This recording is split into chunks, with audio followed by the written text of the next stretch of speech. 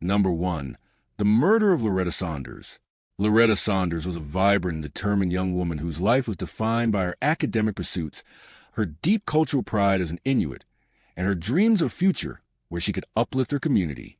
Born on July 28, 1989, in the small community of Goose Bay, Labrador, Loretta was raised in a family that valued resilience and traditional knowledge. She later moved to Halifax, Nova Scotia, to pursue higher education at St. Mary's University. At the time of her death, she was just 26 years old and in the final stages of completing her honors degree in sociology. Her thesis was a groundbreaking work focused on the systemic issues surrounding missing and murdered Indigenous women in Canada, a topic that was not only academic for her, but deeply personal. Loretta was known for her intelligence, her warm smile, and her fierce dedication to her family, including her partner, who was also the father of her unborn child. In February 2014, Loretta was busy preparing for the next chapter of her life. She was set to travel to Ottawa to present a proposal for a postgraduate scholarship and was excited about the prospect of furthering her education to become a professor, to manage her expenses. She had sublet her apartment in the Cowie Hill area of Halifax to a couple, Blake Leggett and Victoria Henberry. The arrangement, however, would soon prove fatal. Loretta had grown increasingly frustrated with her tenants due to late rent payments and the chaotic, drug-fueled lifestyle they brought into her home. She had made plans to reclaim her apartment and had informed the couple that they needed to vacate the premises. This conflict set the stage for the tragic events that would unfold in the early days of February 2014. On February 13, 2014, Loretta Saunders was last seen leaving her apartment on Cowie Hill Road. She had gone there to collect rent and to finalize the eviction of Leggett and Henberry. When she failed to return home or answer calls, her family grew immediately concerned, knowing it was out of character for her to disappear without contacting them. Her brother, Cliff Saunders, reported her missing to the Halifax Regional Police on February 16th. The initial response from law enforcement was criticized as slow and dismissive, a grim reflection of the systemic neglect often faced by Indigenous families. Despite her family's pleas that Loretta was responsible and deeply attached to her unborn child, the police initially categorized her as a missing adult rather than a potential victim of foul play. Her family and friends mobilized quickly, organizing search efforts and distributing flyers across the city. They scoured the streets of Halifax and the surrounding areas, holding on to hope that she would be found alive. The community support was overwhelming, with rallies and vigils held to draw attention to her disappearance. Loretta's case struck a chord across Canada because it mirrored the very subject of her thesis, the vulnerability of Indigenous women to violence and the often inadequate response from the authorities. As days turned into weeks, the investigation began to focus on the two people who had last seen her tenants, Blake Leggett and Victoria Henberry. The couple had fled the apartment shortly after Loretta's disappearance, taking her vehicle, a 2000 Nissan Sentra, which was later found abandoned in a parking lot in Harrietsfield, a suburb of Halifax. The investigation intensified as police linked the abandoned vehicle to Leggett and Henberry. It was discovered that the couple had fled to Guelph, Ontario, using Loretta's car before abandoning it. They were eventually arrested in a motel in Guelph on February 27, 2014, nearly 2 weeks after Loretta was last seen. The arrest brought some relief to her family, but also deepened their anguish as the reality of what might have happened began to sink in. During interrogations, the stories of Leggett and Henberry began to unravel. Blake Leggett, a 25-year-old with a history of drug addiction and petty crime, eventually confessed the murder. He provided police with detailed information that led them to Loretta's body. On February 26, 2014, just a day before their arrest, Leggett directed investigators to a secluded turnout on the Trans-Canada Highway near Jordan River, about 100 kilometers west of Halifax. It was there, under a blanket of snow in a wooded area, that Loretta's remains were found. The discovery marked the end of the search, but the beginning of a painful journey toward justice for her family.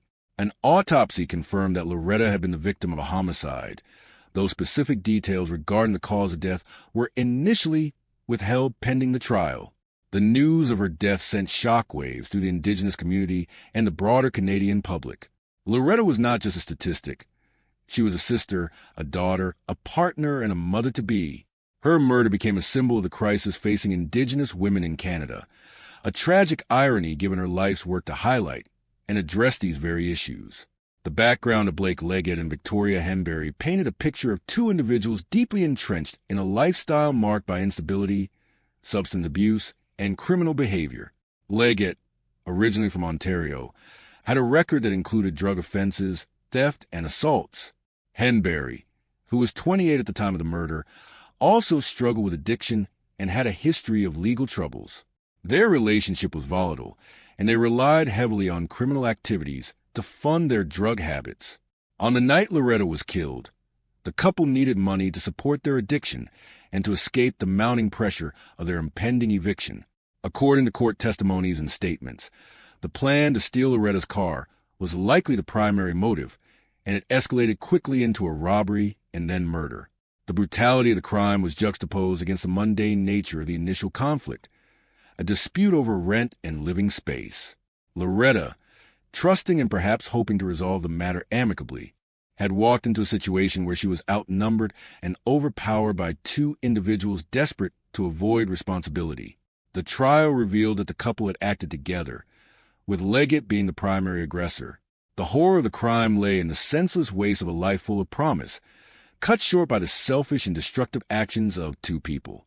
As the legal proceedings commenced, the city of Halifax and the Saunders family braced themselves for the painful recounting of the events leading to Loretta's death. Blake Leggett pleaded guilty to first-degree murder in October 2015. His guilty plea spared Loretta's family the ordeal of the trial, but it did not lessen their grief. In court, Leggett admitted that he had killed Loretta during a robbery to steal her car.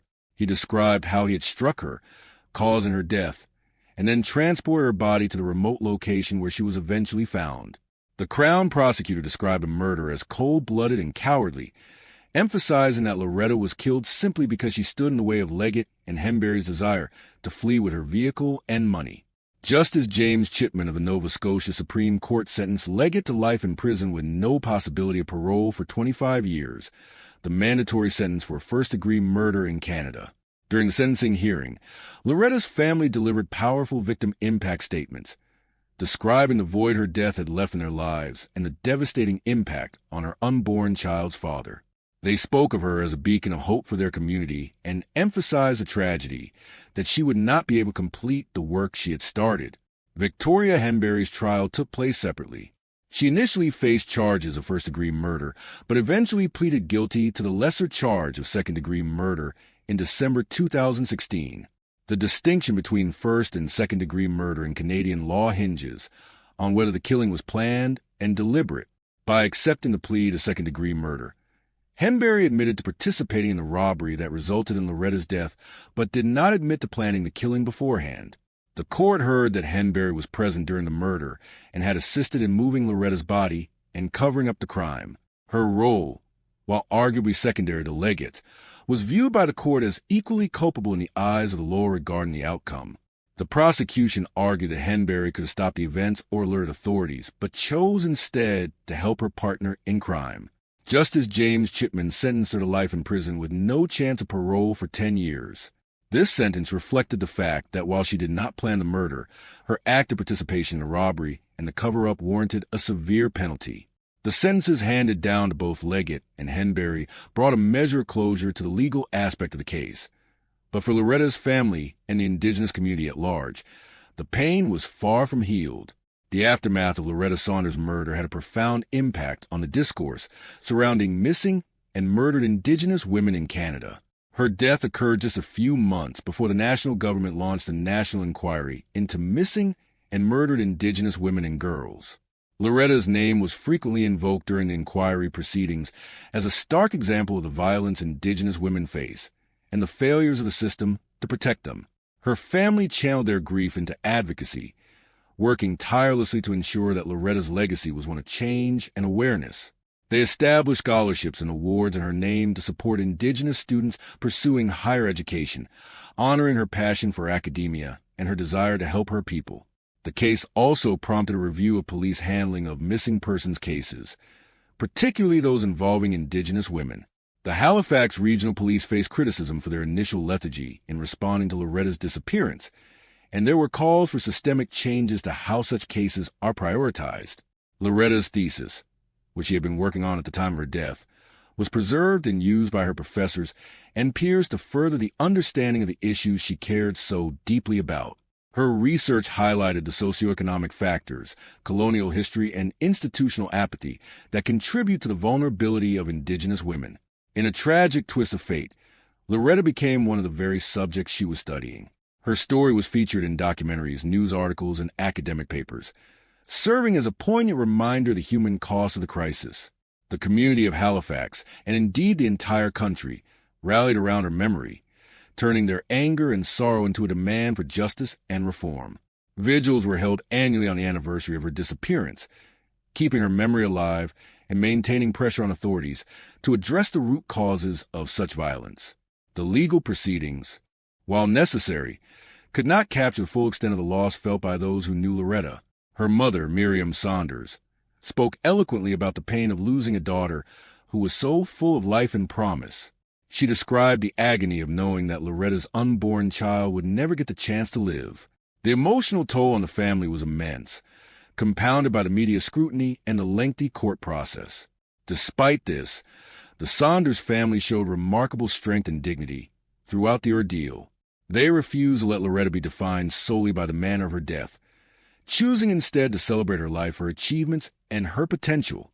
Their advocacy ensured that Loretta's voice would continue to be heard, even after she was silenced. In the years since the trial, Blake Leggett and Victoria Henbury have remained incarcerated, serving their sentences. The parole eligibility dates mean that Henbury could one day apply for release, while Leggett will likely spend a decade behind bars before he has any chance of freedom. For the Saunders family, the knowledge that the perpetrators are in prison provides some small measure of security, but it does not fill the void left by Loretta's absence. The case remains a landmark in the history of Nova Scotia and Canada, a somber chapter in the ongoing struggle for justice for Indigenous people. It serves as a chilling reminder of how quickly a life can be extinguished by violence, and how important it is for society to value and protect its most vulnerable members. Loretta Saunders' story is one of immense tragedy, but it is also a story of resilience. Her legacy lives on through the academic work she inspired, the changes in policy that her family advocates for, and the memories cherished by those who loved her. The quiet determination she showed in life continues to resonate in the movement to end violence against Indigenous women. Her murder was a senseless act driven by desperation and cruelty, but the reaction to her death sparked a wave of compassion and a renewed commitment to social justice. As we reflect on the details of the crime, the initial disappearance, the frantic search, the discovery of her body on a lonely highway, and the eventual convictions, it is impossible not to feel a profound sense of loss. Yet, amidst the sorrow, there is a recognition of the power of one young woman's life to touch so many others and to inspire a call for a better, safer world. Loretta Saunders should be here today, continuing her studies, raising her child, and contributing to her community. While she was robbed of that future, her impact remains indelible, etched into the hearts of those who fight in her name. Number 2. The Toronto van attack. On a pleasant Tuesday afternoon in the spring of 2018, the bustling city of Toronto, Canada, was thrust into the global spotlight as the scene of an unimaginable act of violence that would leave the nation reeling. It was April 23, 2018, around 1:30 p.m., and the Yonge and Finch intersection in North York was teeming with life. This area, located in the heart of one of Toronto's most diverse and vibrant districts, was filled with pedestrians enjoying the mild weather. Students from nearby schools, workers on their lunch breaks, and tourists navigating the city moved along the sidewalks, oblivious to the tragedy that was about to unfold. In a matter of seconds, the ordinary rhythm of urban life was shattered by a deafening roar and the sickening sound of metal colliding with human bodies. A White Rider rental van, driven at high speed, mounted the curb and began its deadly journey down the sidewalk, intentionally targeting the unsuspecting crowds. The driver, 25-year-old Alec Manassian, had a singular, horrific mission: to kill as many people as possible. Over the course of just 26 minutes, Manassian drove the van south along Yonge Street, a major arterial road, weaving onto the sidewalk to strike pedestrians before swerving back onto the road to avoid traffic, only to mount the curb again to continue the carnage. The scene was one of chaos and terror. Bodies flew into the air. Screams pierced the air, and the sidewalk, once a place of leisure, transformed into a grisly crime scene. By the time the rampage was brought to an end, the toll was devastating. 10 innocent people had lost their lives, ranging in age from 22 to 94, and 16 others sustained serious injuries, some life-altering. The victims were a microcosm of Toronto's multicultural fabric, hailing from Canada and South Korea, encompassing students, grandmothers, and hard-working professionals. Among the deceased were Renuka Amarasinga, a single mother and kindergarten teacher, and Marie D'Amico, a financial analyst who had just returned from a trip of a lifetime, and Chulmin Edikang, a chef known for his kindness. The oldest victim, Dorothy Sewell, a 94-year-old grandmother, was simply out enjoying her day, while the youngest, Ji-hun Kim, was a 22-year-old student with his whole future ahead of him. The sheer randomness of the violence added to the community's profound sense of grief and horror. There was no logic to who was struck, no connection between the killer and his victims other than their presence in the wrong place at the wrong time. As news of the attack spread, panic rippled through the city. Public transit was shut down, nearby buildings were placed on lockdown, and emergency services descended upon the area in droves. Police sirens wailed as ambulances raced to transport the wounded to local hospitals, where medical teams worked frantically to save lives. The magnitude of the event was immediately clear. This was not a traffic accident, but a deliberate act of mass murder. The perpetrator, Alec Manassian, did not attempt to flee the scene in the traditional sense. After crashing the van into a van used by the city's landscaping services, he exited the vehicle on a quiet street off Yonge, armed with an object that appeared to be a gun. He stood amidst the wreckage and the carnage he had created, pointing the object at a police officer who had arrived on the scene. In a tense standoff captured on bystander cell phones, the officer, Constable Ken Lamb, repeatedly ordered Manassian to drop the weapon. Manassian taunted the officer, famously shouting, "Shoot me in the head!" He seemed eager to die by what is known as suicide by cop, a desire to end his own life while cementing his infamy. However, Constable Lamb displayed remarkable restraint and professionalism. Instead of firing, he de-escalated the situation, using his tactical training to take Manassian into custody without firing a single shot. The arrest was swift, and the immediate threat was neutralized, but the psychological scars on the witnesses and the city at large would take much longer to heal. As Manassian was led away in handcuffs, questions began to swirl regarding his motive. In the immediate aftermath, terrorism was high on the list of possibilities, but as investigators dug into Manassian's background, a darker and more subcultural motivation began to emerge. Alec Manassian was not a typical criminal mastermind. He was a quiet, unassuming man from the suburb of Richmond Hill. He had served briefly in the Canadian Armed Forces, but had been released after just 16 days for failing to meet the required physical standards. He was a student at Seneca College, studying computer programming, and lived with his parents. Those who knew him described him as socially awkward, lacking a girlfriend, and deeply immersed in online communities. It was in these digital spaces that the path to violence was paved. In the months leading up to the attack, Manassian had become engrossed in incel subculture, a portmanteau of involuntary celibate. This online community is largely comprised of men who blame women and society for their inability to form sexual relationships. Within the most extreme fringes of this group, violence against women is not only encouraged but celebrated. Manassian had posted a cryptic message on Facebook just minutes before the attack that served as a chilling declaration of his intent. The post referenced the Supreme Gentleman Elliot Rodger, a 22-year-old who killed 6 people in Isla Vista, California, in 2014 before taking his own life. Rodgers revered as a martyr in the incel community. Manassian's post read, "The incel rebellion has already begun. We will overthrow all the Chads and Stasses. All hail the Supreme Gentleman Elliot Rodger." The terminology Chad and Stacy refers to sexually successful men and women, whom these extremists view with envy and hatred. This post was a smoking gun that revealed the ideological underpinnings of the massacre. The investigation into the Toronto van attack became a deep dive into the world of online radicalization. Police and prosecutors scoured Manassian's computer and online history, finding thousands of posts on forums like 4chan and Reddit, where he had absorbed toxic ideologies that dehumanized women and glorified violence.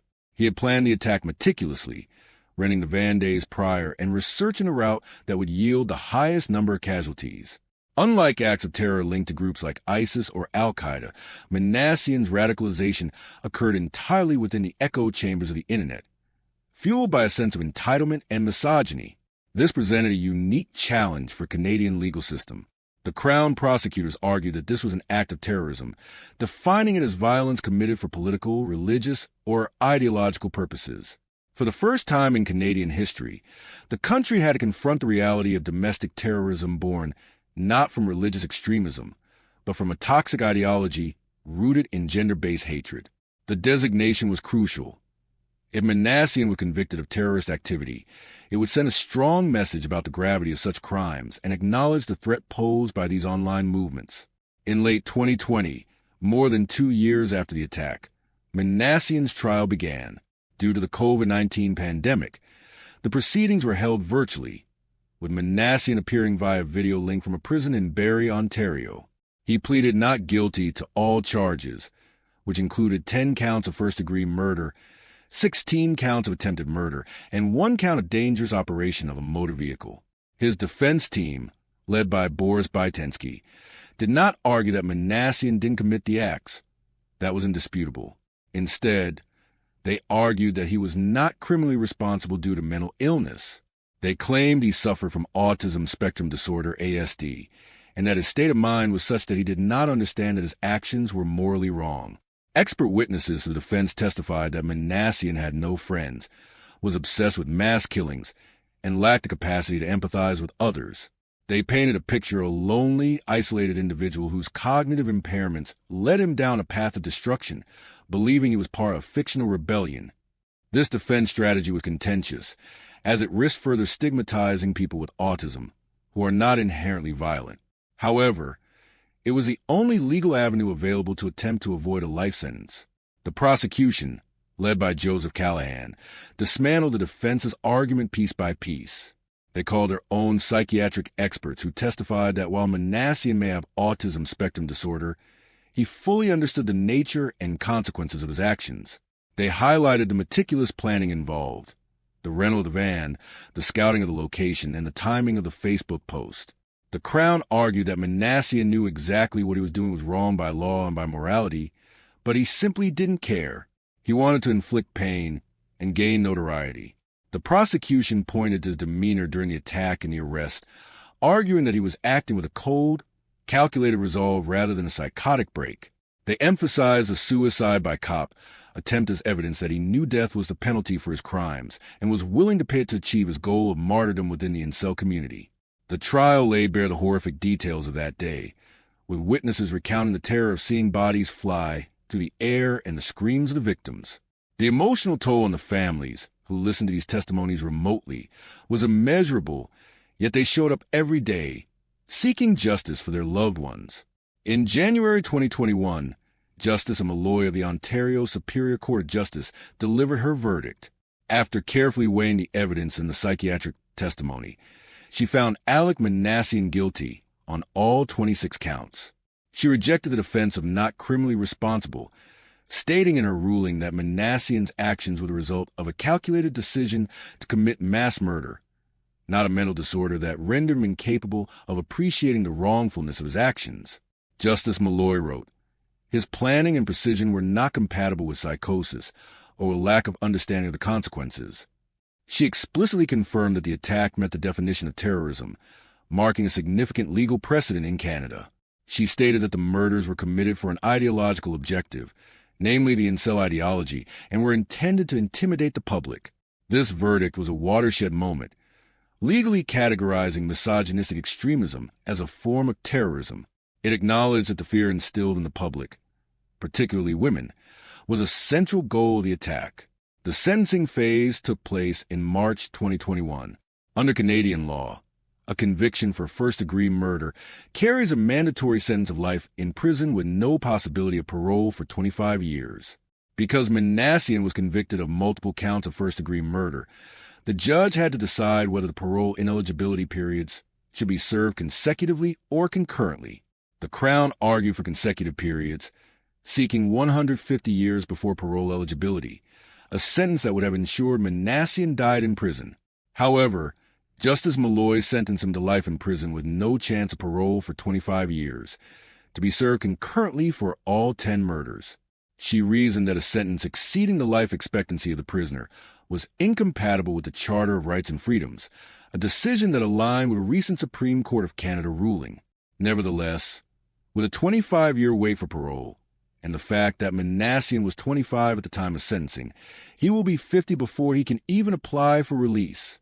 Given the severity of his crimes and the designation of terrorism, it is highly unlikely that parole will ever be granted. He was also sentenced to 7 years for the attempted murder charges, to be served concurrently. In the aftermath of the trial and sentencing, the conversation shifted to the broader societal implications of the attack. The Toronto van attack forced the world to look at the manosphere, a collection of online communities that includes incels, pickup artists, and men's rights activists. It highlighted how loneliness and sexual frustration, when weaponized by hatred and validated in online echo chambers, can radicalize individuals into committing mass violence. Tech companies face renewed pressure to police hate speech and radicalization on their platforms. Law enforcement agencies also had to adapt, recognizing the threat posed by lone wolf attackers radicalized by online misogyny. The victims' families have worked tirelessly to ensure that their loved ones are not remembered merely as statistics. Through victim impact statements and interviews, they have shared stories of the vibrant, kind, and talented people who were taken from them. They have also been vocal advocates for change, urging society to address the root causes of such violence. The physical scars on Yonge Street healed quickly. The flowers and makeshift memorials were eventually removed, and traffic resumed its normal flow. But the psychological impact remains. The intersection of Yonge and Finch is forever etched in the city's memory as a place of tragedy. Every year, on the anniversary of the attack, memorials are held to honor the victims. The City of Toronto erected a permanent memorial garden at Willowdale Park, a quiet place of reflection, located near the site of the attack. It features 10 stones, each engraved with the name of victim, standing as a permanent testament to the lives lost. The attack also prompted a review of urban safety and security measures in major cities, leading to the installation of bollards and barriers in pedestrian-heavy areas to prevent similar vehicle ramming attacks. These physical changes serve as a grim reminder of the new reality of urban safety in the 21st century. Alec Manassian now resides in a maximum security prison, isolated from the online communities that fed his hatred. He has been denied the fame and martyrdom he so desperately sought. Instead, he is remembered with revulsion and pity. His name is synonymous with one of the darkest days in Toronto's history. The incel rebellion he claimed to start failed to materialize in the way he envisioned. Rather than overthrowing society, his actions united the city in grief and resilience. The incident prompted a global discussion about toxic masculinity and the dangers of online radicalization, forcing society to confront a hidden and growing threat. It underscored the need for better mental health support for young men and for education that promotes healthy relationships and respect for women. The story of the Toronto van attack is a cautionary tale of the modern age. It demonstrates the lethal potential of the internet when used to amplify hate. It shows how a lonely, alienated individual can be transformed into a mass murderer by exposure to extreme ideologies, but also tells a story of heroism and bravery. From Constable Ken Lamb's calm de-escalation to the first responders who ran toward the danger to save lives, the response highlighted the strength of the community in the face of terror. The resilience of survivors, many of whom suffered life-altering injuries, is nothing short of inspiring. They have had to endure painful physical rehabilitation and the psychological trauma of PTSD, yet they continue to share their stories to help others heal. The investigation, trial, and sentencing provided a measure of closure, but for the families of the 10 victims, the pain of loss is permanent. Their loved ones, grandmothers, fathers, daughters, and sons, are gone, victims of a senseless act of violence driven by a poisonous ideology.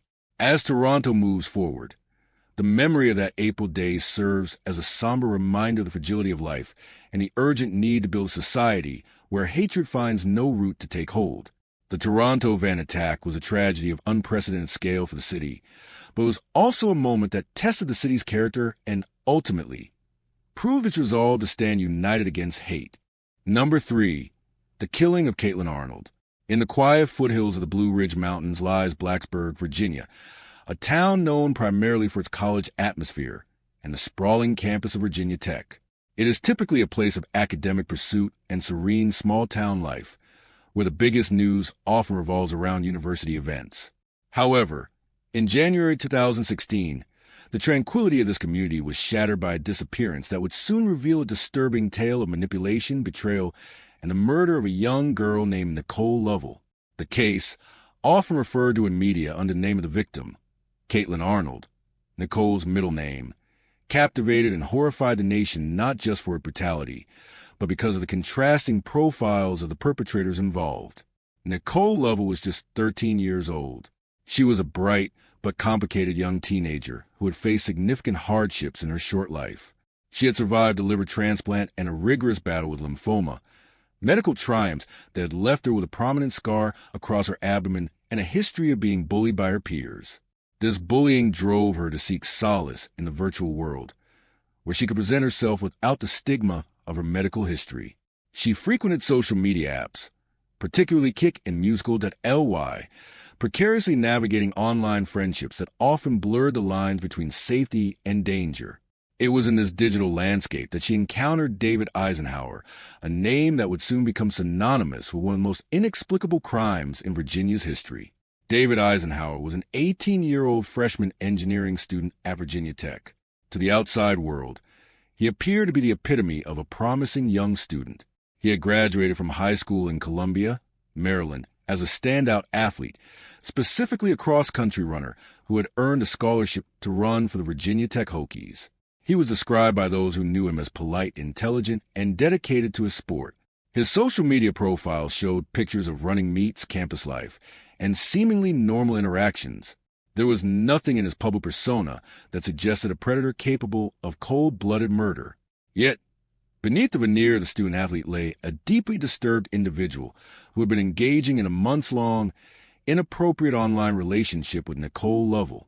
The two had met on a social media platform, and despite the significant age gap and the fact that Nicole was a minor, Eisenhauer cultivated a relationship with her. Investigators later uncovered a trail of messages that showed Eisenhauer manipulating the vulnerable teenager, playing on her insecurities and her desire for romance. He told her what she wanted to hear, filling the void left by her school bullies and her difficult home life. But as the relationship progressed, the tone shifted. Nicole, in the way of many young teenagers, began to treat the online romance with the intensity and possessiveness typical of her age. She reportedly threatened to expose Eisenhower's inappropriate behavior to his parents or the authorities if he did not comply with her demands. It was this perceived threat to his future, to his academic career and his freedom, that prosecutors would argue pushed Eisenhauer over the edge. In the early hours of January 27, 2016, Nicole Lovell vanished from her bedroom in the Christiansburg area of Montgomery County. Her mother, Tammy Weeks, woke up in the morning to find her daughter gone. The window screen had been cut, and a wooden bench had been placed against the wall to help her climb out. Initially, there was confusion. Nicole had a history of sneaking out, and her mother feared she'd run away again. However, Tammy Weeks soon noticed that Nicole's cell phone had been left behind, a detail that seemed inconsistent with a voluntary departure. Panic set in quickly. As the day progressed, the community rallied to search for the missing girl. Volunteers scoured the woods, and the local police department launched an investigation. But time was not on their side. Unbeknownst to the frantic search parties, Nicole was already dead, her body discarded in the North Carolina borderlands, miles away from her home. The investigation moved rapidly once the FBI and Virginia State Police became involved. Digital forensics played a crucial role in solving the case. Investigators analyzing Nicole's social media accounts found evidence of her relationship with Eisenhauer. They discovered that the two had planned to meet on the night she disappeared. Surveillance footage from around the Blacksburg area corroborated this, showing Eisenhower's vehicle near Nicole's home in the early morning hours. Police quickly honed in on the Virginia Tech student.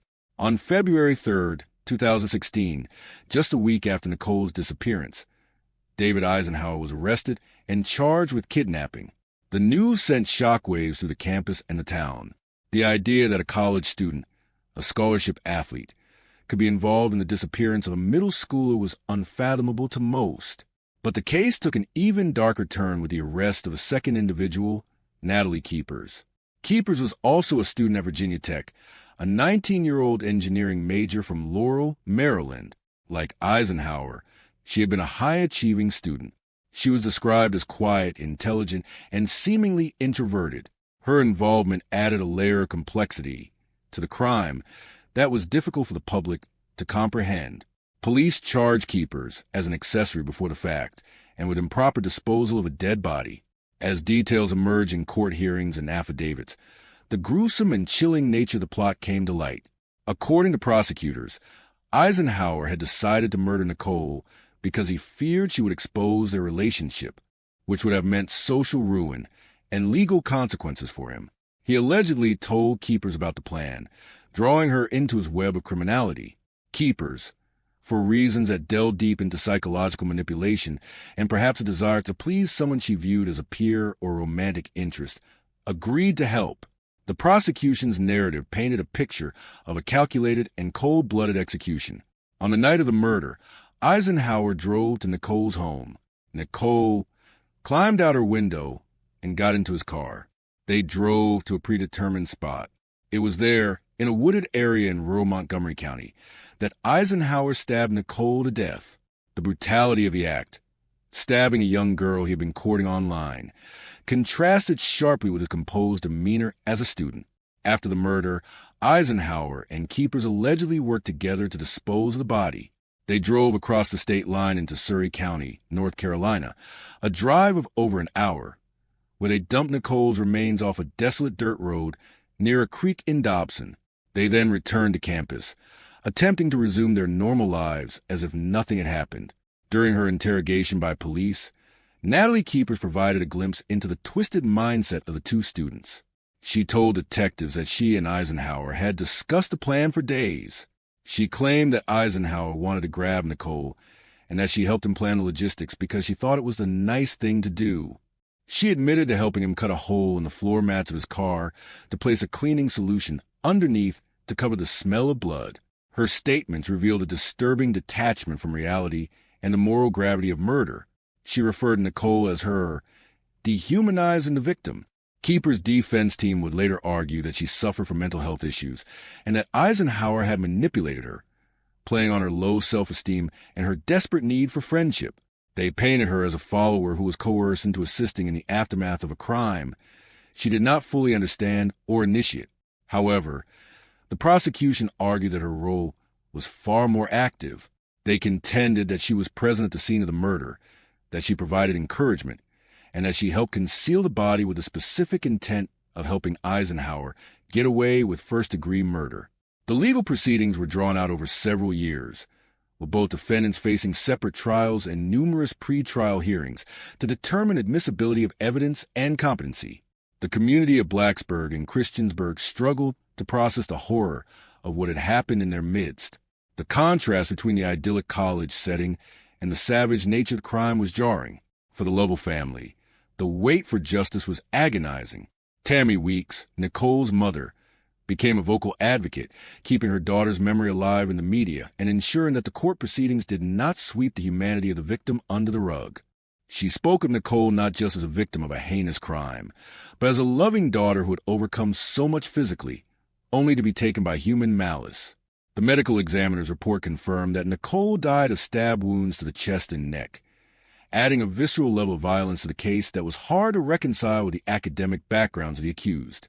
In August 2018, David Eisenhauer finally faced a jury in Montgomery County Circuit Court.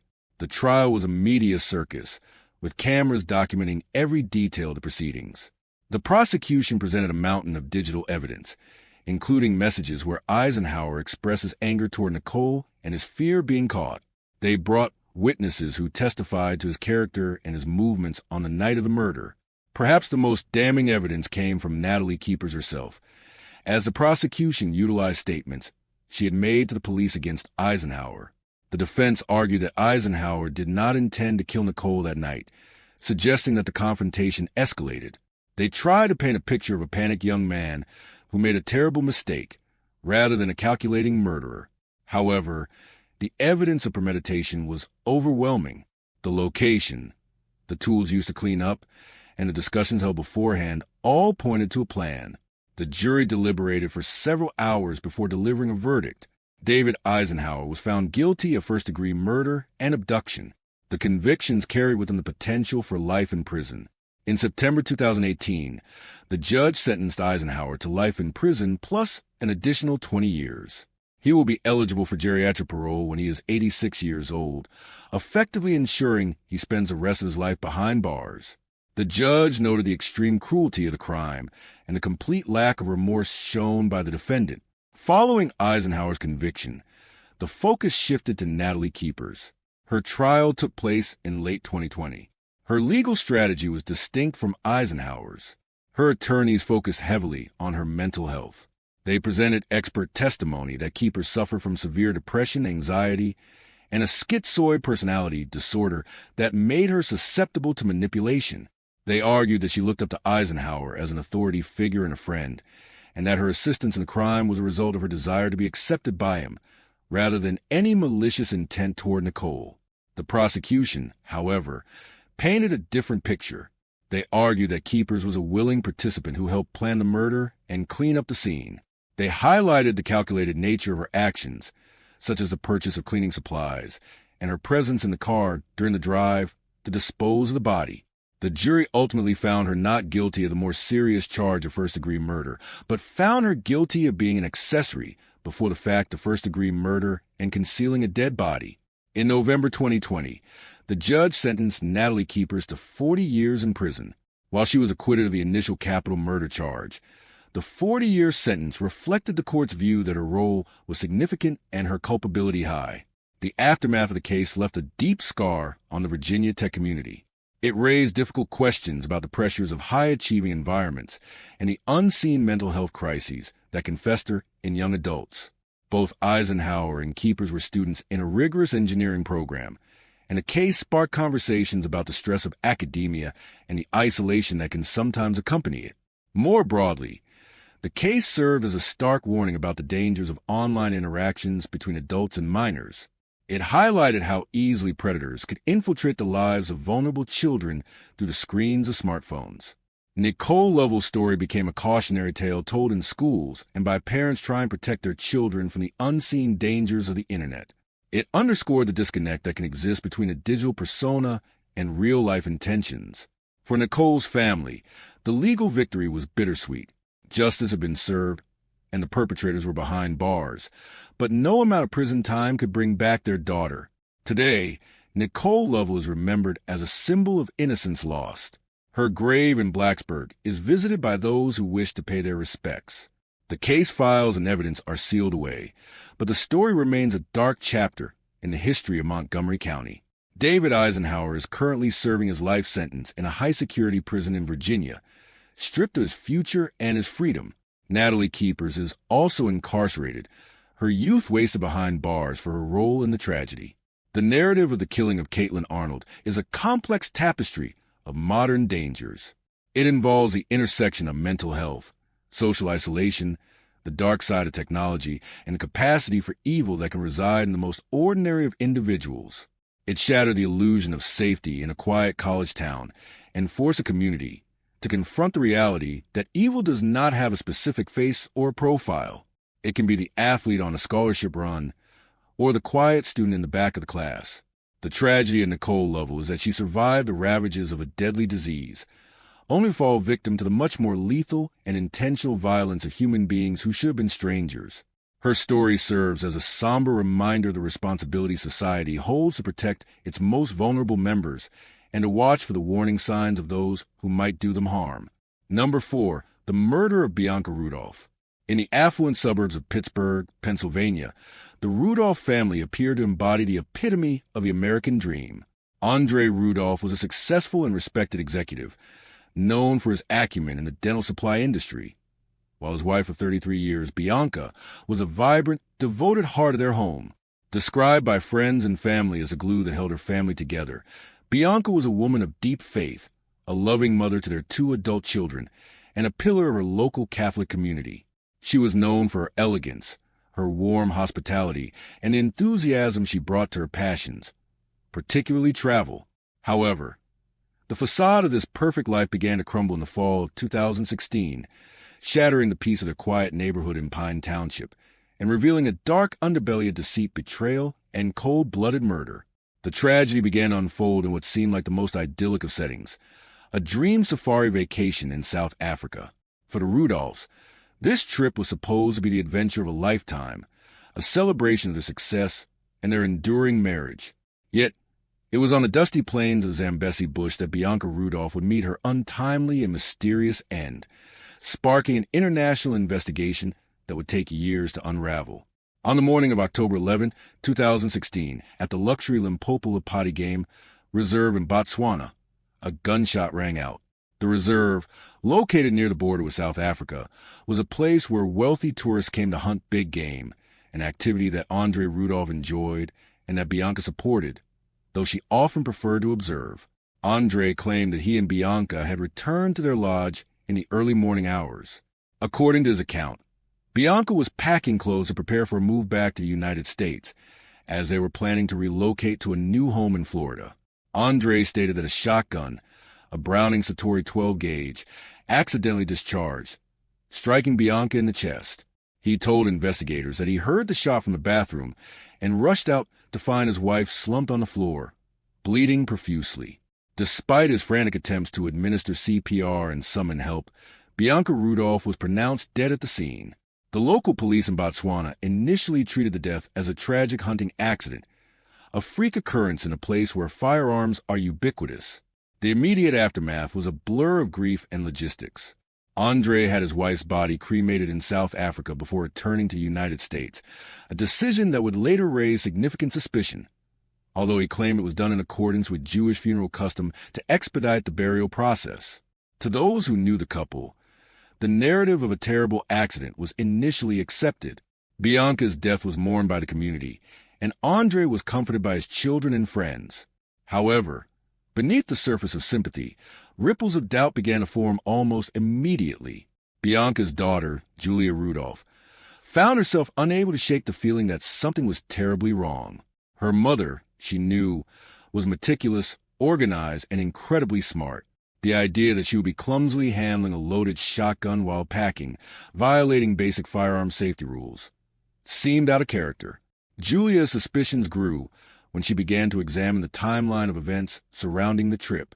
She learned that in the months leading up to the safari, her father had been unfaithful to her mother. He had been engaged in a long-standing affair with another woman, a relationship that he had tried to hide but which had caused significant tension in the marriage. Furthermore, just days before the scheduled trip to Africa, Andre had increased Bianca's life insurance policy significantly, adding millions of dollars of coverage. These coincidences were too glaring to ignore. Driven by a gut instinct and a fierce need for truth, Julia Rudolph took the extraordinary step of calling the United States Embassy in Botswana. She urged them to re-examine her mother's death, expressing her belief that it was not an accident but a calculated murder. Julia's intervention set off a chain of events that would transform a closed case into a high-stakes international homicide investigation. The United States Federal Bureau of Investigation, along with local authorities in Botswana, reopened the inquiry. Without a body to autopsy, due to the cremation, investigators had to rely on forensic evidence collected at the scene in Botswana and the digital footprint of the couple's life in the United States. Detectives traveled to the game reserve, interviewing staff and recanvassing the lodge. They meticulously analyzed the trajectory of the bullet and the layout of the room. The physical evidence began to contradict Andre Rudolph's version of events. The entry wound and the nature of the injury suggested a distance and angle that were inconsistent with a random discharge while packing clothes. Moreover, the investigation into Andre's personal life painted a picture of a man under immense pressure. Forensic accountants discovered that despite his outward appearance of success, Andre Rudolph was in dire financial straits. His business was failing, and he was millions of dollars in debt. The motive was becoming starkly clear. The money from the life insurance policies would provide a way out of his financial ruin and allow him to start a new life with his mistress, free from the obligations of his marriage. As the FBI tightened the net around him, the evidence against Andre Rudolph mounted. In April 2020, nearly 4 years after Bianca's death, a federal grand jury in the Western District of Pennsylvania returned an indictment charging Andre Rudolph with murder of a United States national outside the United States, illegal possession of a firearm, and causing the death of a person through the use of a firearm. The arrest was a dramatic fall from grace for the once respected executive. He was taken into custody in Pittsburgh, where the reality of his legal predicament began to sink in. The prosecution's case was built on a mountain of circumstantial evidence that, when pieced together, formed an undeniable narrative of guilt. They argued that Andre had meticulously planned the murder, utilizing the remote location of the African safari to execute his wife and make it look like an accident. The accidental discharge story was a convenient fabrication, one that relied on the assumption that the local authorities would not conduct a rigorous investigation. The fact that he had cremated the body was viewed as a deliberate move to destroy forensic evidence, such as gunpowder residue or the exact nature of the wound, that could prove how close the shooter was to the victim. The trial of Andre Rudolph began in the spring of 2023. It was a proceeding marked by emotional testimony and complex forensic analysis. The courtroom was packed with reporters, family members, and curious onlookers, all captivated by the tale of safari murder. Julia Rudolph took the stand as the star witness for the prosecution. Her testimony was powerful and heartbreaking. She recounted her mother's vibrancy, her fears about her father's temper, and the moment she decided to turn him in. She told the jury about the discovery of the affair and the life insurance policies, detailing the mounting clues that had led her to believe her father was a killer. Her presence in the courtroom was a constant reminder of the betrayal at the heart of the case, a daughter forced to testify against her own father to seek justice for her mother. The prosecution also called forensic experts who testified about the ballistics of the shotgun. They demonstrated that the clothing hanger accident theory was physically impossible given the physics of the shot. They presented diagrams and simulations showing that for the wound to be where it was, the gun had to be fired from a specific distance and angle, not in a chaotic struggle with a piece of clothing. The defense team, led by veteran attorney Robert Del Greco, fought hard to create reasonable doubt. They argued that Andre Rudolph was a grieving husband who had made a terrible mistake by not being careful with a firearm, but that he was not a murderer. They painted Julia as a daughter who was overwhelmed by grief and looking for someone to blame, projecting her father's personal failings, the affair and the financial troubles, onto a tragic accident. The defense brought character witnesses who spoke of Andre's love for Bianca and the decades they spent together as a happy couple. They tried to downplay the significance of the life insurance increase, suggesting it was part of routine financial planning for a couple planning to build a new home in Florida. They also attacked the investigation, pointing out the lack of a body and the reliance on circumstantial evidence, arguing that the state had not proven beyond a reasonable doubt that Andre pulled the trigger with malice aforethought. They emphasized that the shooting occurred in a remote lodge in Botswana, not in a U.S. courtroom, and that the cultural and investigative differences should lead to caution in accepting the prosecution's conclusions. However, the weight of the evidence proved too heavy to overcome. The prosecution methodically dismantled the defense's arguments. They presented text messages and emails that showed Andre's disdain for his wife in the months leading up to her death, referring to her in derogatory terms to his mistress. More damningly, they revealed that on the very day of Bianca's death, Andre had sent a message to his mistress that could be interpreted as a sign that the deed was done. The financial records were also a smoking gun. They showed that the debt was crushing and that the Rudolphs were living on the edge of insolvency. The life insurance payout was millions of dollars, a sum that would wipe out his debts and leave him wealthy. The jury listened to weeks of testimony, observing Andre Rudolph as he sat at the defense table, often stoic, sometimes scribbling notes.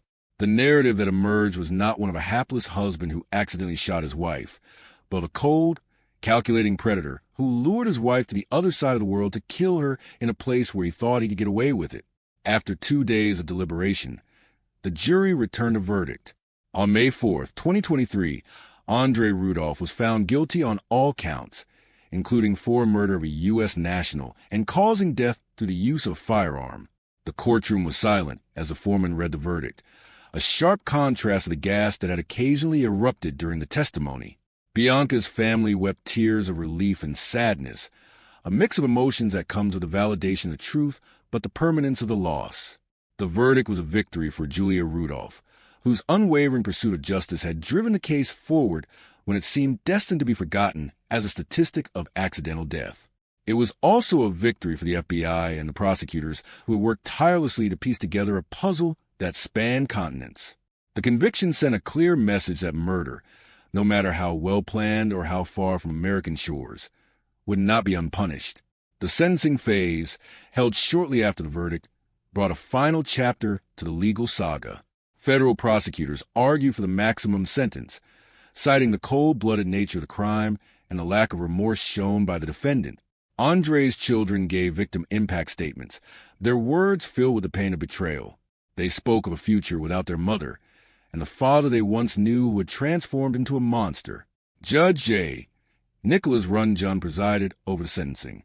He looked at the man who had spent decades living a lie, hiding his debts, his infidelity, and ultimately his murderous intent.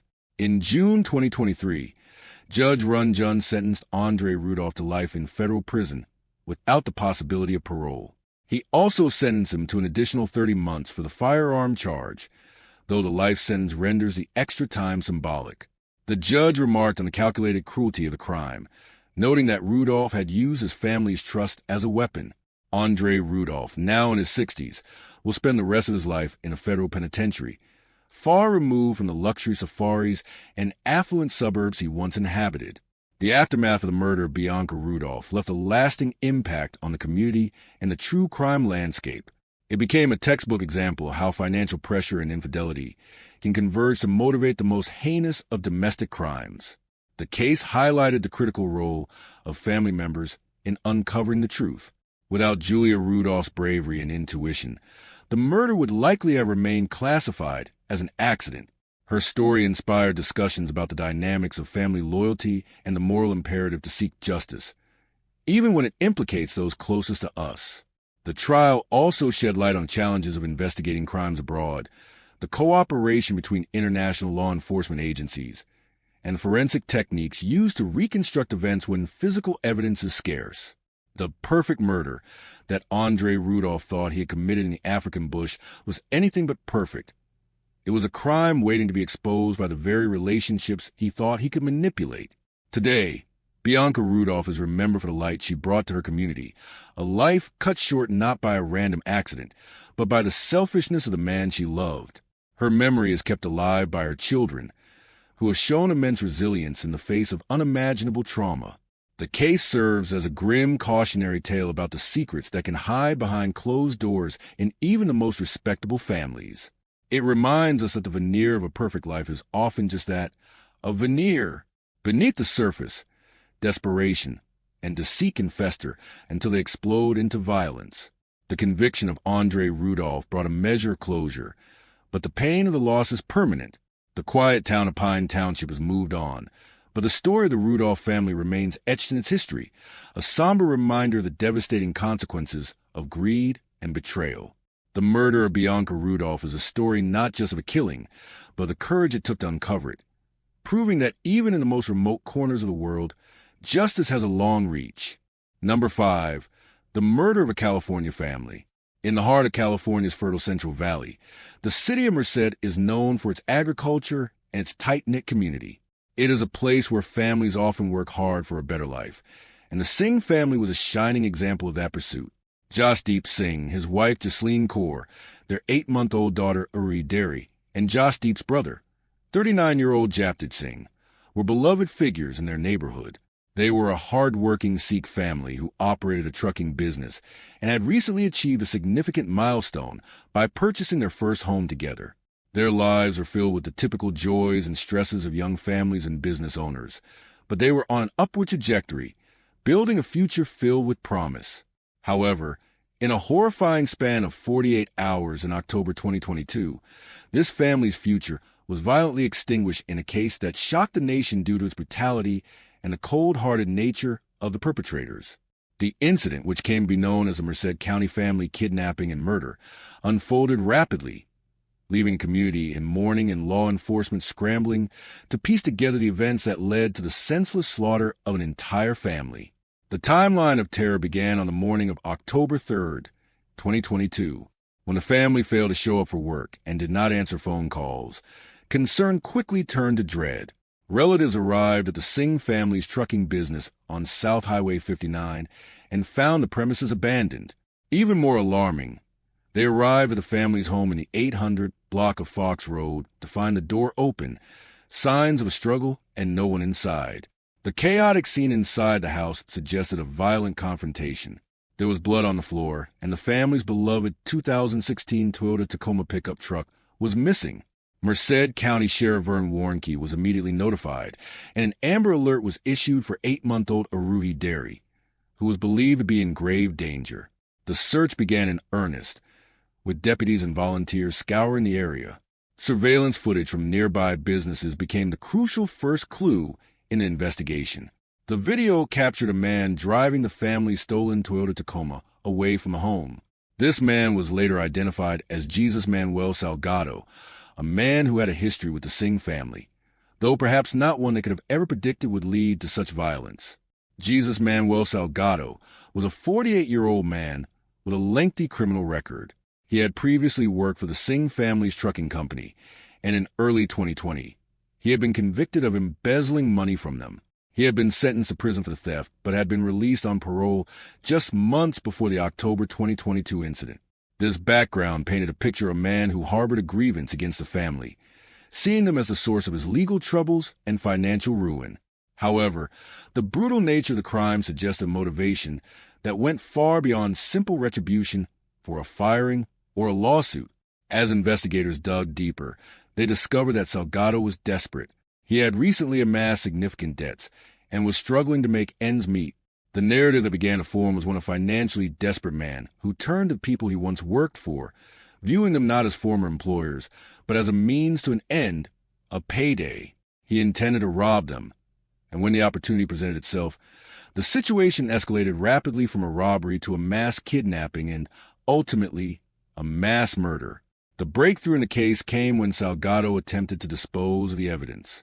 On the afternoon of October 4th, 2022, just a day after the family went missing, Salgado called 911 himself. He told the dispatcher that he was going to kill himself and provided his location in an almond orchard near the city of Atwater, a short distance from the Singh residence. When Merced County Sheriff's deputies arrived at the scene, they found Salgado inside the stolen Toyota Tacoma. He was armed with a firearm and, in a tense standoff, he attempted to harm himself before being taken into custody. He was transported to a local hospital for treatment of self-inflicted injuries, which were reported to be non-life-threatening. With Salgado in custody, the immediate question was, were Jasdeep, Jasleen, Aruhi, and Japtij? Salgado was uncooperative with investigators, refusing to disclose the location of his hostages. This silence sent a chill through the hearts of the detectives and the waiting family members. The hope was that he had held them somewhere, but as the hours ticked by with no word, that hope began to dim. The search for the family became a multi-agency effort involving the FBI, the California Department of Justice, and local law enforcement. Drones, K-9 units, and hundreds of volunteers combed the vast agricultural fields and orchards of Merced County. It was a desperate race against time. Finally, on the evening of October 5th, 2022, the worst fears of the community were realized. During a search of a remote almond orchard near the intersection of Highway 59 and Keys Road, deputies discovered the bodies of the 4 family members. They were found in a secluded area of the orchard, hidden from view. The scene was gruesome and heartbreaking. 8-month-old Aruhi, her parents, and her uncle were all dead. The method of their killing, confirmed later to be shooting, underscored the ruthlessness of the crime. There were no survivors. The news of the discovery devastated the town of Merced. A vigil was organized, drawing thousands of residents who stood in shock and solidarity, holding candles and weeping for the family they had never met but felt a kinship with. The Sikh community, both locally and globally, mourned the loss, with leaders calling for justice and peace. With the discovery of the bodies, the focus of the investigation shifted to securing a conviction for Jesus Manuel Salgado. He was formally charged on October 6, 2022, with 4 counts of murder, 4 counts of kidnapping, and 1 count of conspiracy. The district attorney's office announced that they would pursue special circumstances allegations that could make Salgado eligible for the death penalty or life in prison without parole. The special circumstances included multiple murders, murder during a kidnapping, and murder for financial gain. The motive was now clear. Salgado had targeted the Singh family for money. Prosecutors alleged that he had gone to their home with the intent to rob them, likely believing they had cash on hand from their trucking business. The robbery turned into a kidnapping when he forced them into their truck.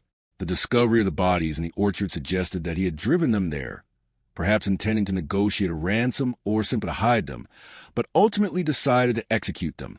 The callousness of killing an infant was the most horrifying aspect, highlighting a level of moral bankruptcy that defies comprehension. The case also highlighted the role of Salgado's family in the events leading up to his arrest. His brother, Alberto Salgado, was arrested and charged as an accessory to the crime. Prosecutors alleged that Jesus Manuel Salgado had gone to his brother's home after the kidnapping and murder. He reportedly confessed to his brother what he had done and asked for help to flee or dispose of the stolen truck. Alberto Salgado was accused of advising Jesus to get rid of his phone and destroying evidence that linked Jesus to crime. This complicity added another layer of tragedy to the saga, showing how criminality can ensnare not just the perpetrator, but those around them who choose loyalty over the law. However, Jesus Salgado remained the central figure, the man who had pulled the trigger and destroyed a generation of a family. As the legal process moved forward, the Singh family was left to pick up the pieces. They had lost 4 beloved members in a single, brutal stroke. The trucking business, once a symbol of their hard work, sat idle. The new home they had bought was a crime scene, stripped of its joy. The community rallied around them, setting up a fundraiser to cover funeral expenses and support the surviving relatives. The fundraising page was filled with messages of condolences and outrage, reflecting the public's anger at the senselessness of the crime. Meanwhile, Salgado remained in custody at the John Lataraka Correctional Facility, held without bail. The prospect of a trial loomed, a painful prospect for the family who would have to relive the horror in court. However, the justice system would take a turn that denied the family the closure of a full trial. On October 3, 2023, exactly 1 year after the murders, Jesus Manuel Salgado was found dead in his jail cell. Sheriff deputies discovered him unresponsive during a routine welfare check. Despite life-saving efforts, he was pronounced dead at the scene. The sheriff's office later reported that Salgado had died by suicide. He had used a method that was not immediately disclosed to the public, but the conclusion was clear. He had taken his own life to avoid facing the consequences of his actions. This development was a gut punch to the Singh family and the prosecutors.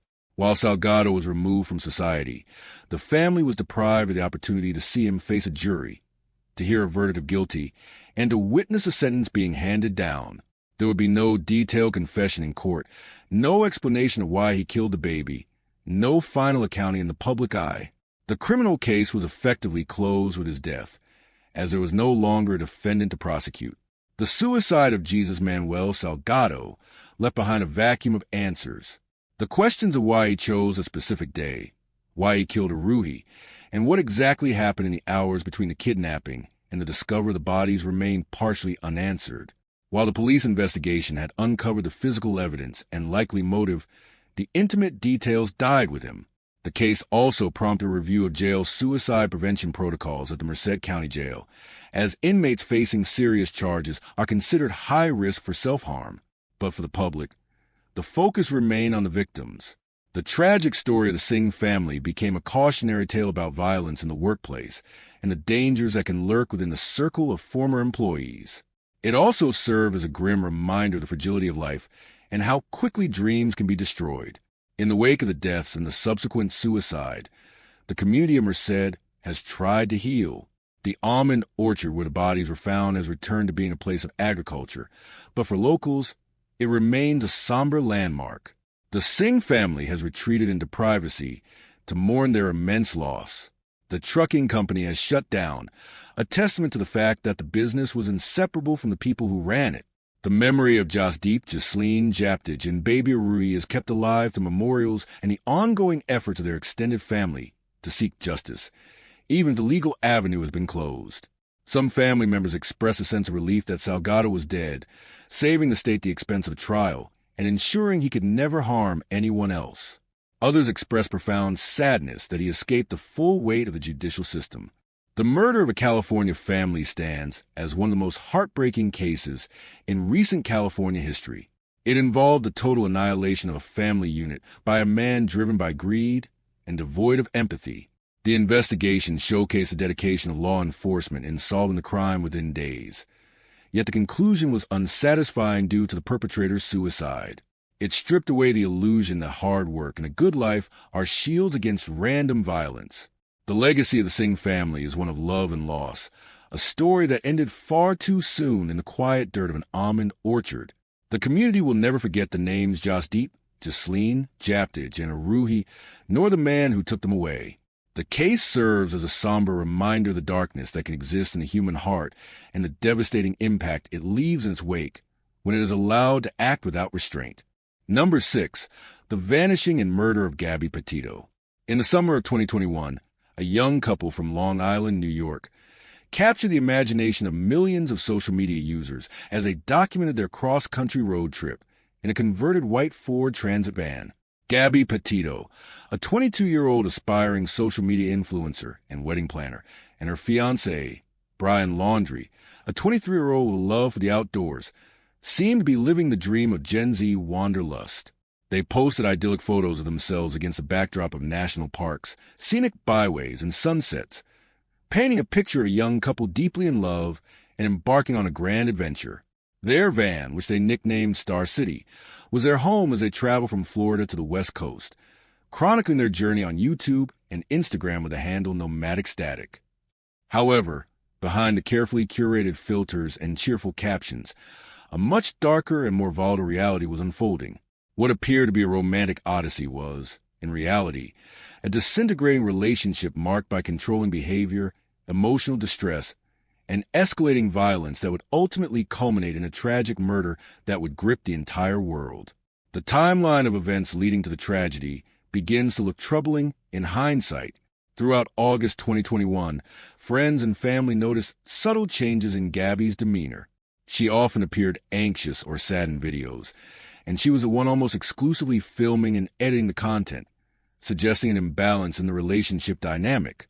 On August 12, 2021, the couple was stopped by police in Moab, Utah, after a witness reported seeing a man slapping a woman outside a convenience store. Body cam footage from this stop reveals a deeply unsettling interaction. Gabby is seen in tears, admitting to officers that she struggles with her mental health and that they have been fighting. She described hitting Brian during their altercation, while Brian exhibited a dismissive attitude, telling officers he was just trying to separate himself from her and that he didn't want to press charges. The police, in a decision that would later be heavily criticized, decided to separate the couple for the night rather than arresting either of them, identifying Gabby as the aggressor in the specific incident due to her visible scratches on Brian's face. They gave Brian a hotel room for the night, while Gabby stayed in the van. This incident was a critical warning sign, a red flag that the relationship was spiraling into physical abuse. Yet the intervention failed to protect Gabby from the danger she was in. Following the Moab incident, the couple continued their travels, but the final public communications from Gabby ceased around August 24th or 25, 2021. Her last text message to her mother, Nicole Schmidt, was odd and out of character, simply saying, "No service in Yosemite," which authorities later determined was actually sent from an area of Utah where self-service was perfectly fine. This text was likely a deception to buy time or cover up what had already happened. Brian Laundrie returned to his parents' home in Northport, Florida, on September 1st, 2021, driving the van alone. Gabby was nowhere to be seen. When Gabby's family, who lived in New York, lost contact with her in late August, they grew increasingly frantic. They repeatedly contacted the Laundrie family to ask about Gabby's whereabouts. Brian's parents, Christopher and Roberta Laundrie, gave evasive answers, claiming they hadn't spoken to Brian in days and that they believed he was in a reserve near their home. Finally, on September 11, 2021, unable to get a straight answer, Gabby's mother reported her missing to the Suffolk County Police Department in New York. What followed was a media firestorm unlike any seen in recent true crime history. The hashtag Gabby Petito began trending on TikTok and Twitter as millions of armchair detectives began analyzing the couple's social media posts, the body cam footage from Utah, and Brian's behavior. The sheer volume of public interest forced law enforcement agencies into the spotlight. The Northport Police Department in Florida and the FBI launched a massive manhunt for Gabby, treating her as a missing endangered person. On September 19, 2021, the worst fears of her family and the public were confirmed. FBI agents and law enforcement officers searching the Spread Creek dispersed camping area in Bridget Teton National Forest, Wyoming, near where Gabby and Brian had been camping in late August, discovered human remains. 2 days later, the Teton County coroner confirmed the remains were those of Gabby Petito. The preliminary cause of death was determined to be homicide by manual strangulation, and the manner of death was certified as a homicide. The coroner's report later revealed that Gabby had been dead for 3 to 4 weeks before she was found, placing the time of death shortly after the last known sightings in late August. The discovery of Gabby's body shifted the focus of the investigation entirely onto Brian Laundrie. He was named a person of interest in her disappearance and subsequent murder. However, Brian Laundrie was nowhere to be found. On September 14th, just days before Gabby's body was found, Brian had told his parents he was going for a hike in a vast 25,000-acre Carlton reserve near their home in Northport. When he failed to return, his parents reported him missing on September 17th. The timing of his hike, coming just as the search for Gabby intensified, was viewed with extreme suspicion. The Carlton Reserve is a swampy, alligator-infested wilderness with treacherous terrain. For weeks, the search for Brian dominated the news cycle. Police, FBI agents, and specialized search and rescue teams combed through the thick underbrush, using drones, cadaver dogs, and heavy machinery to locate him. The public pressure on the Laundrie family was immense, with protesters gathering outside their home, demanding answers, and accusing them of helping their son evade justice. The parents maintained their silence regarding the specifics of their son's flight, though they did participate in the search efforts initially. The mystery deepened and took a definitive turn on October 20th, 2021, when human remains in a backpack belonging to Brian Laundrie were discovered in the Carlton Reserve. The items were found in an area that had been previously submerged in water, but had recently dried up. The terrain was so difficult to navigate that the items had been missed during initial sweeps. On October 21st, the FBI confirmed via dental records that the remains were indeed those of Brian Laundrie. Alongside the body, investigators found a notebook belonging to Brian. The central question now was, did he take his own life out of guilt, or had he fled and died in the wilderness? The autopsy results concluded that Brian Laundrie died of a self-inflicted gunshot wound to the head. The manner of death was suicide. With both the perpetrator and the victim now dead, the public was left desperate for an explanation. Why did he kill her? Why did he run? The answers lay in the water-damaged pages of the notebook, found beside his skeletal remains. In January 2022, the FBI released a summary of the notebook's contents. The entry, which was described by the FBI as a written confession, was brief but horrifying. Brian admitted to killing Gabby in the Wyoming wilderness. He wrote that he killed her because he perceived her to be injured and in pain, writing something to the effect that he ended her life to end her suffering, a statement that medical experts and investigators strongly disputed given the evidence of strangulation and the fact that he left her body to rot in a shallow grave without trying to get help. He apologized to his parents in the note, but did not offer a direct apology to Gabby's family. The notebook served as his final statement, closing the loop on the legal case, but providing little comfort to those who mourned Gabby. It confirmed what investigators had long suspected, that Gabby Petito died at the hands of her fiancé, the man she had planned to marry and build a life with. The aftermath of the Gabby Petito case has been far-reaching and complex. Her parents, Nicole Schmidt and Joseph Petito, channeled their immense grief into advocacy. They established the Gabby Petito Foundation, dedicated to supporting organizations that locate missing persons and providing support to domestic violence victims.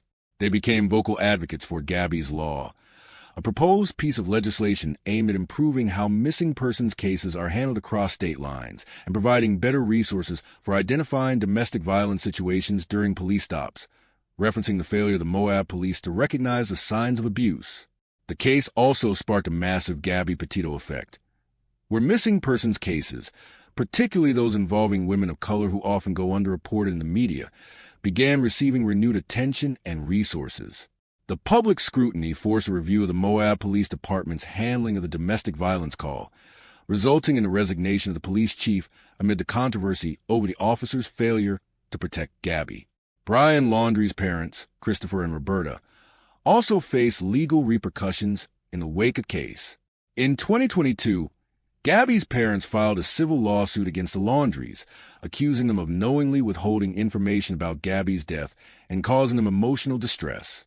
The depositions in that lawsuit revealed painful details, including that Brian's parents knew he had returned from the trip without Gabby and did nothing to inform her family for days.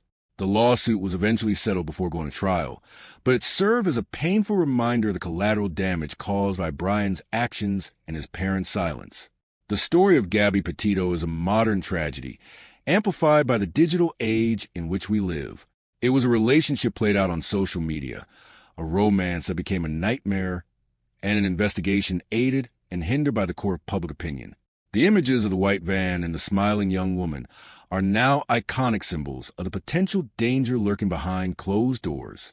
For her family, the grief is permanent.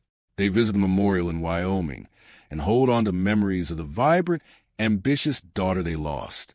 The legal system provided a measure of closure with the coroner's report and the confirmation of Brian's suicide, but it could never truly deliver justice because the perpetrator was dead.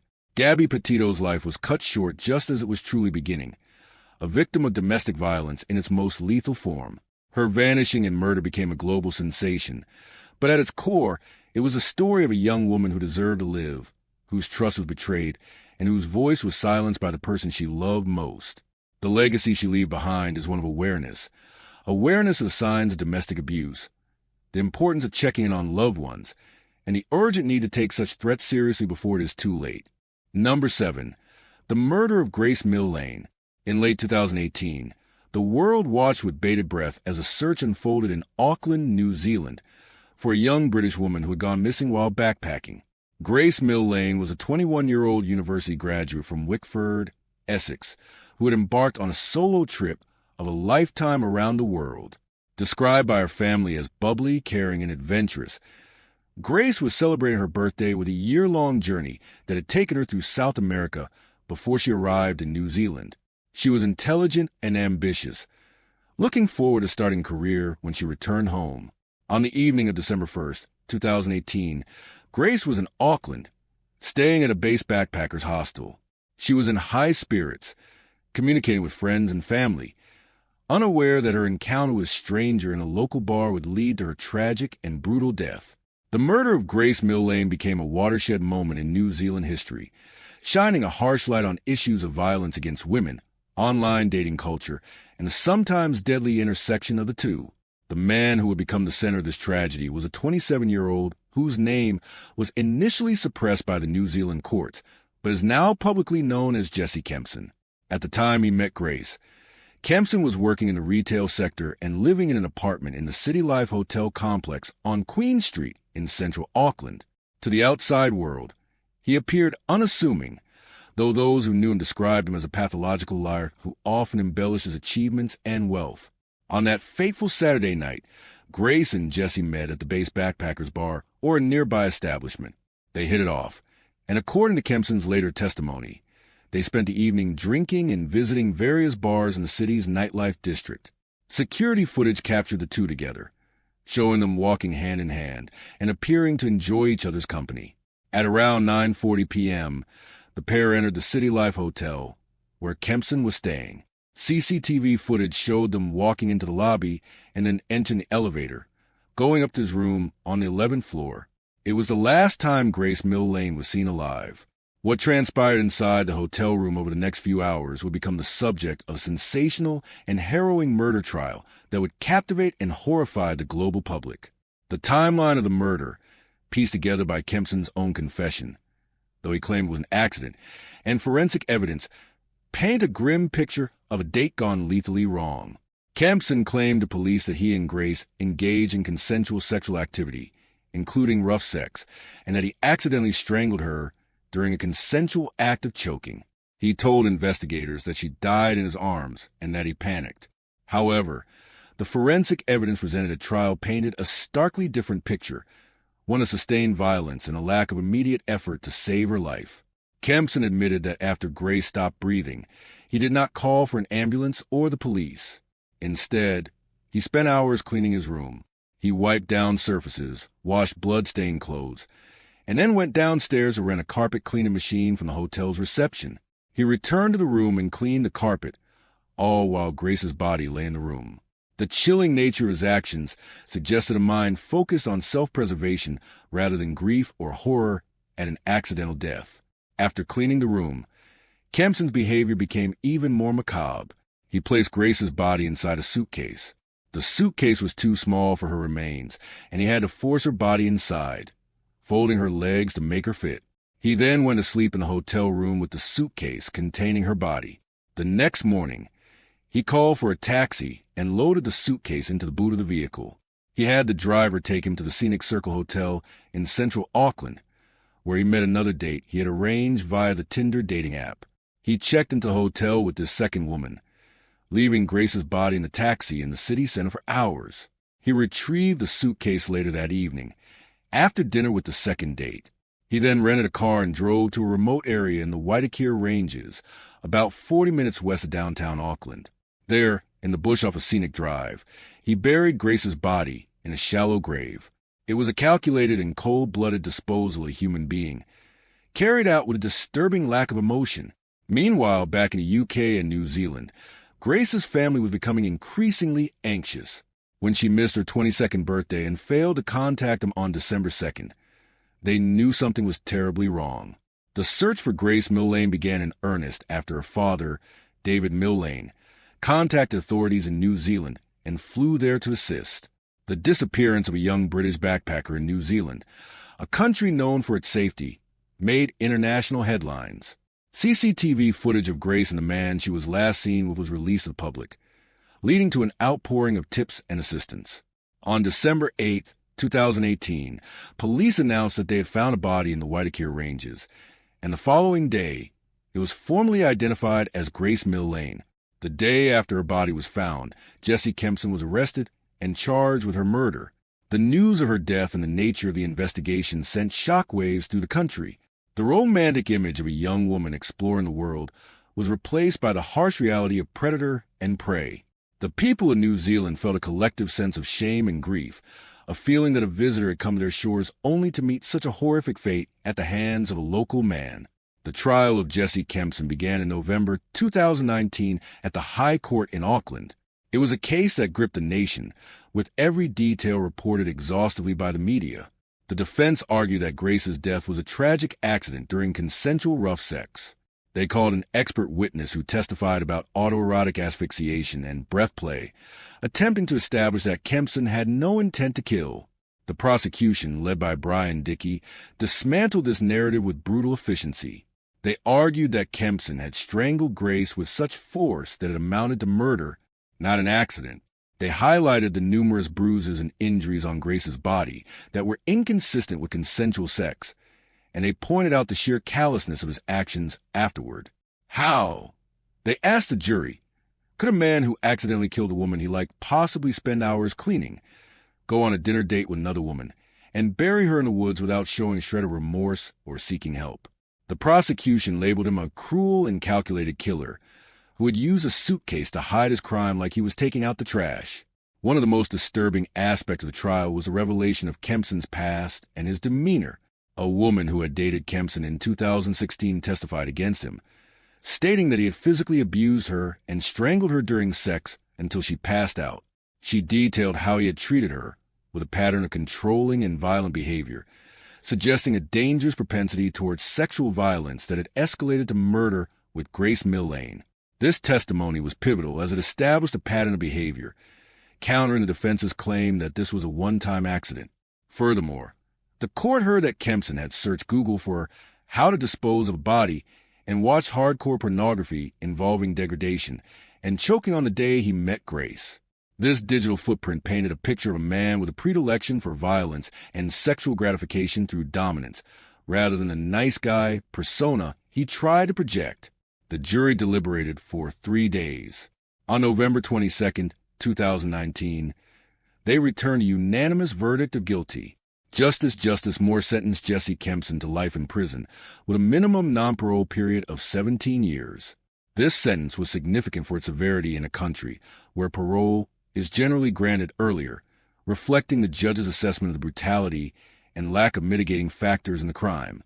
Justice Moore stated that Kempson had shown no remorse, and that he had treated Grace's body as trash. The family of Grace Millane sat through the trial, hearing horrific details of their daughter's final moments, and they spoke powerfully of their loss. In a victim impact statement read out in court, Grace's mother, Jillian, said that Grace was in the safest place she could be, where her mother and father put her, in the ground, a heartbreaking reference to her burial, as she could no longer be safe in the world. The impact of the case extended far beyond the courtroom. It sparked a national conversation in New Zealand about domestic violence and sexual assault. The Grace Millane effect led to a surge in calls to support lines for victims of sexual abuse. As the trial brought these issues into the open, the reporting of the case also led to a review of media ethics and the suppression laws in New Zealand, as the judge had to issue warnings to the media to avoid contempt of court during the trial. Furthermore, the case highlighted the dark side of online dating. While millions of people use apps like Tinder safely, the Grace Millane case served as a grim reminder that predators often use these platforms to find victims. It prompted discussions about safety measures for travelers and the need for vigilance even in safe, developed countries. Jesse Kempson remains in prison, his life effectively over, his name synonymous with one of New Zealand's most notorious crimes. In a tragic postscript, while in custody for Grace's murder, Kempson was charged with the alleged rape of 2 other women in 2016 and 2018, crimes that only came to light after his high-profile arrest. This revelation only confirmed the fears of many, that Grace's death was not an isolated incident of a date gone wrong, but the culmination of a series of violent acts against women by a man who felt entitled to use and discard them. The failure of the justice system to prosecute him for earlier allegations allowed him to remain free to kill Grace, a fact that haunts the victims of his previous crimes and the Millane family. The legacy of Grace Millane is one of heartbreaking loss, but also of a changed society. Her memory is kept alive by her family, who have set up a charity called Grace's Gift to support children and families who have lost loved ones to crime. In Essex, her hometown, a bench and memorial garden were dedicated to her memory, a place where friends, family, and strangers can sit and reflect. The horror of her death in a foreign land, her body hidden in the bush like her fuse, ignited a global solidarity that was rare to see. People from all over the world sent messages of support to her family, and a vigil held in her honor in Auckland was attended by thousands, a sea of flowers and tears in a park near the sea. The murder of Grace Millane stands as a stark warning about the vulnerabilities of solo travel and the dangers of predatory men who hide in plain sight. It shattered the illusion that safety is guaranteed by societal norms or a country's reputation. It was a case that forced society to confront the uncomfortable reality of sexual violence, and he often blurred lines of consent that predators exploit. Grace's voice was silenced in a hotel room thousands of miles from home, but the outcry that followed her death has amplified the voices of countless other victims. The narrative that was spun in court, that a young woman desired her own violent death, was rejected by the jury and the public, a victory for common sense and empathy. Grace Millane was a daughter, a sister, a friend, and a bright young light that was extinguished too soon. Her story serves as a somber reminder of the preciousness of life and the duty of society to protect its most vulnerable from those who would do them harm.